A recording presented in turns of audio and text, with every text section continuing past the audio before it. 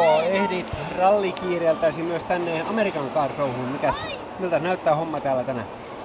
No ihan hienolle. Kyllähän täällä on paljon makeita laitteita. Mä oon oikeastaan aina ollut tavallaan oma intohimojen harrastus, niin rakennella kaikkia vanhoja jenkkiautoja. Niin kyllä mä aina kun vapaata on, niin koitan kerätä täällä vähän käymään ja katsella.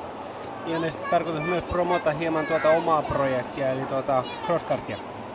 No joo, se ei itse asiassa nyt ollut meidän, että pojat on tullut ihan oma auton tänne näytille, että ei ole meillä sen suhteen nyt tällä kertaa tekemistä, mutta ihan hyvä, että otetaan tännekin auto näytille ja saadaan taas vähän crosskartille sille sen näkyvyyttä ja ihmiset käy vähän kattelee ja kyselee siitä, niin se on ihan hieno juttu. Mitäs tuonne rallirintamalle kuuluu? Ei ihan hyvä, että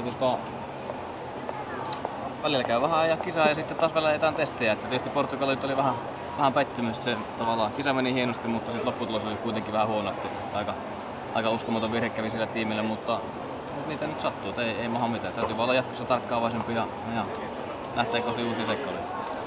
Muutama kisa nyt takana tässä uudessa tallissa, joko auto on läpi kotaisin tuttu?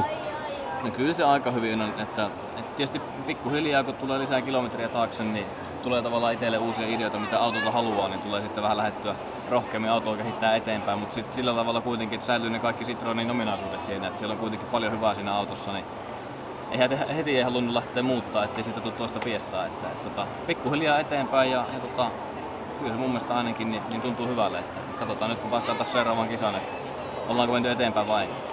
Mitkä suurimmat erot ovat Fiestaan verrattuna?